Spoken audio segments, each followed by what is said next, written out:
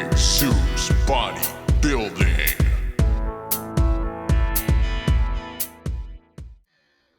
Well, it's Brad Thor's book that comes out next. Oh, I think it's coming like in a week, July 9th. Brad Thor's. Oh, I'm having a mental block on the title of it. I'll get the title in just a second. But his book is it's about basically it's a great thriller about the Federal Reserve. I'm not going to give the plot away, but in the novel, it alleges the CIA did the Arab Spring to destabilize all these Middle Eastern governments. They wanted to basically take a big chunk. Were elected to power almost exactly 1 year ago, and here now is this giant protest against them. And it's classic. Here are the Egyptian people protesting what they advocated for, or agitated for, at least. That's the picture.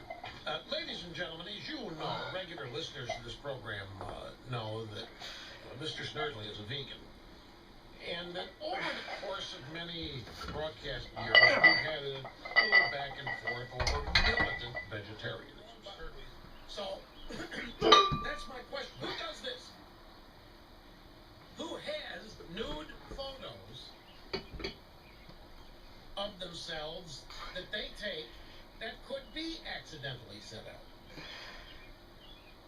Well, that's the answer. Everybody does. Apparently, a lot of people do. Teenagers particularly. Up-and-coming media hosts and potential candidates. There's going to be more and more of this stuff pop up because they've said, I'm just the establishment of this party is authoring its demise.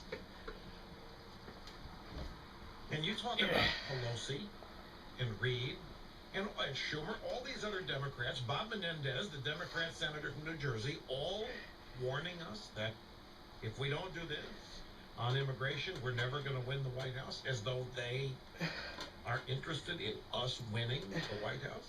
I mean, the idea that the Democrats are advising us to do things to help us, which means that they would lose, I'm sorry. I don't, because the caller wants to mention it, so you may as well let the caller do it. It's Tom in Anderson, South Carolina. Tom, great to have you. Hello, sir.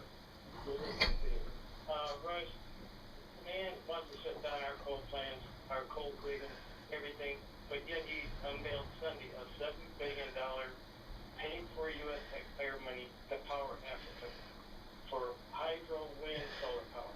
It just doesn't make sense. I mean, we can't even open up the White House to the kids, but we can spend $7 million on taxpayer money in Africa. Yeah, this is, you are so right about this. Here are the as you know, it's a vacation in Africa.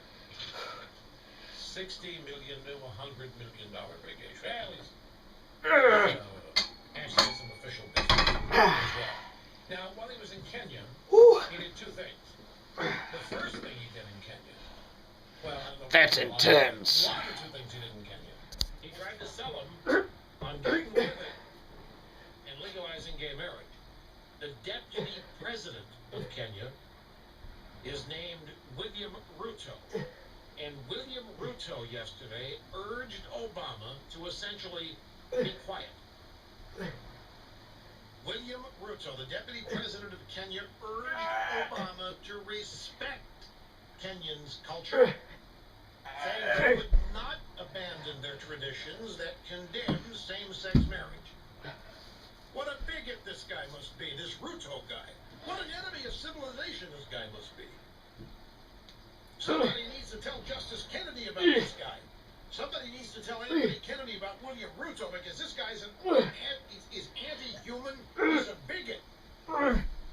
The deputy president, William Ruto, said Kenya was ready to work with other sovereign and God-fearing nations, and that the government would continue to foster these relations. He said no one should have any worry about Kenya's stand as a God-fearing nation. I'm not going to go through that again, but nothing's changed. $20 would change this guy's life. He's still living in a hut. Anyway, the deputy president of Kenya told Obama to pound sand. Now, if any foreign leader had said anything like this to George W. Bush or to Mitt Romney, that's all we would be hearing about. But this was especially devastating because this man said, you know what, Mr. President, you can do whatever you want. You're powerful in your country, but we are going to continue to stand as a God-fearing nation. We need electricity to recharge your car battery. I don't know you electric car people know it or not, you are totally dependent on coal. And Obama's launched an all-out war on coal. But he's giving Africa money for electricity, $7 billion.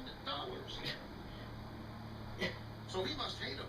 He must want them to die of CO2 emissions. He must not really care about global warming.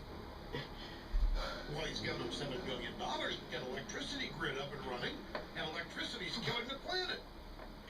Coal-fired electricity is destroying the climate.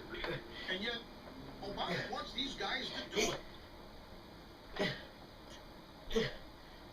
Obama also announced, when talking about the $7 billion for electricity, that he wants the U.S. to help. This is my review of the NO Explode.